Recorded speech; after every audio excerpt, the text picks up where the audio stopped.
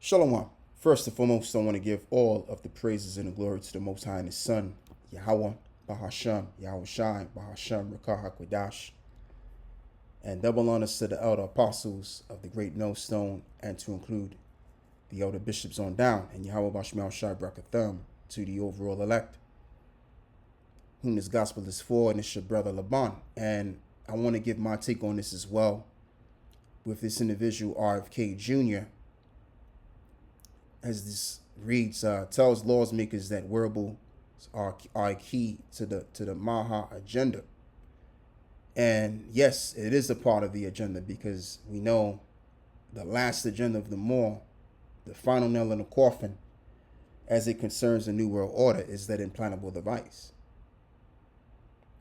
So, this guy, RFK Jr., he's been posing as this health advocate, and he's for the well-being of the American people for quite a bit some time now.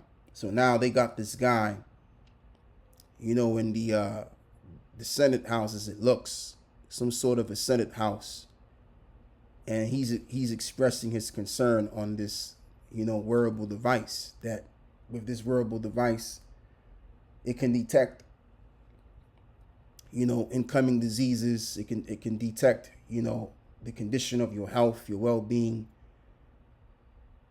And if you notice, he's got two Jakes besides him.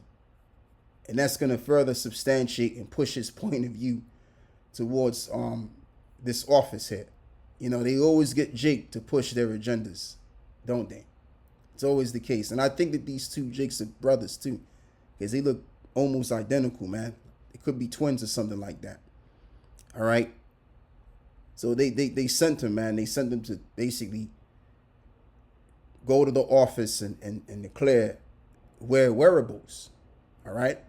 And it's for the benefit of the American people, so to speak.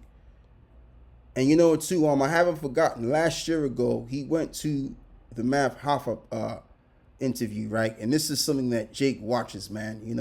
Like some of us know who Math Hoffa is. He used to be a battle rap, back in like the early 2000s and stuff like that.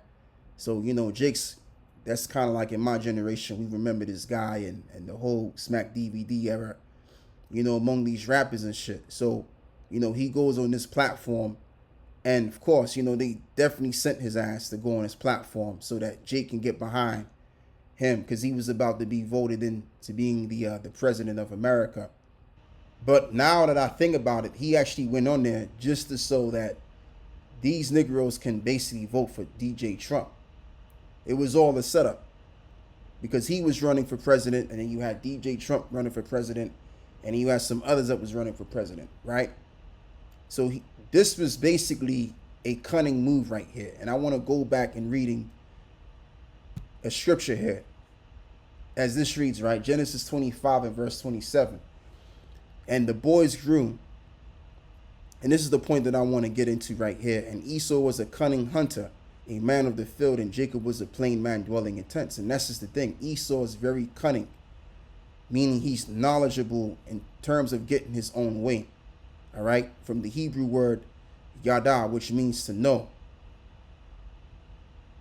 which is in relation to the word knowledge. So he has knowledge in terms of deceiving you to get his way.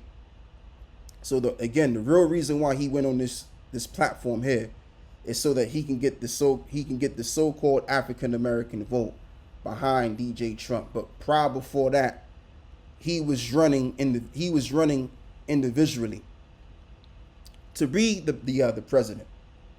Okay, but later on, what was going to be had was he was going to be intertwined with the Trump administration, as he's currently is right now.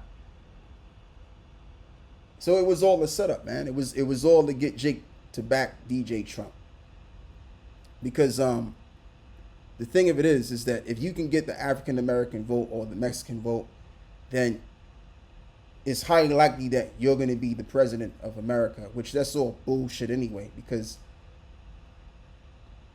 these presidents, all these prime ministers, they're already pre-selected anyway before they get into the position of power. All right. So that's it on that.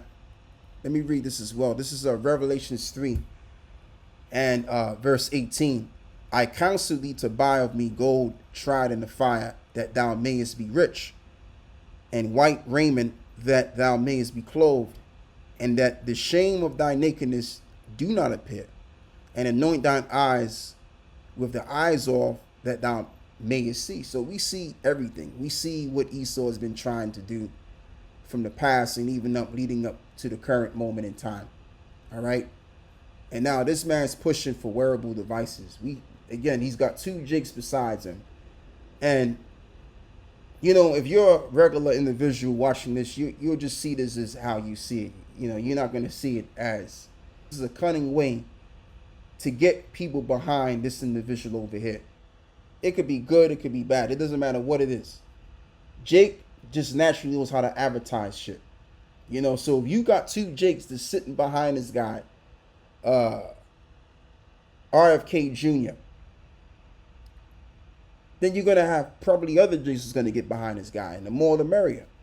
And then that's going to influence even the so-called white community to get behind this guy. Yeah, this is a good guy. When in fact, he's the devil that was sent among Jake to get Jake behind him so that he can push his devices. Okay, and then also get the white community to follow him as well. Because the thing with these devils, they follow Jake. Everything that Jake does, they follow Jake secretly. So they know what they're doing, man. Know exactly what they're doing. So we do have the eyes to see. We can see right do shit. And as it is written, right? As it is written that we were anointed. So that, as this reads, let me read it correctly. And anoint thine eyes with eyesalve, that thou mayest see. So we were anointed with the truth. Now let's read this. 1 John chapter 2, verse 20. But ye have an unction from the Holy One, and ye know all things. Absolutely. All right? Because we were anointed with the truth. This knowledge. So with this knowledge, we know what's going on. We can see what's getting ready to happen because it was already mentioned in Scripture. And the Lord gave us the vision to see it. All right? So when it plays out now, it's like, oh, yeah, we know what this is about. Oh, yeah, well, this ain't to be surprised about. Even this whole Iranian thing, I tell you the truth, I wasn't that surprised about it at all. I wasn't that giddy. I mean, I was excited about it, but I wasn't super excited because it's to be expected. Like once you keep reading these precepts over and over and over again, it's like, oh, yeah, well, that's happening. And you don't get too like reactive because you're expecting it. It's to be expected. So yeah, man, with that, I want to give all of the praises and the glory to the Most High and His Son, Yahweh Bahashem Yahushai, Bahashem Rakah HaKodash. And with that, I'm going to close on this one and I say Shalom.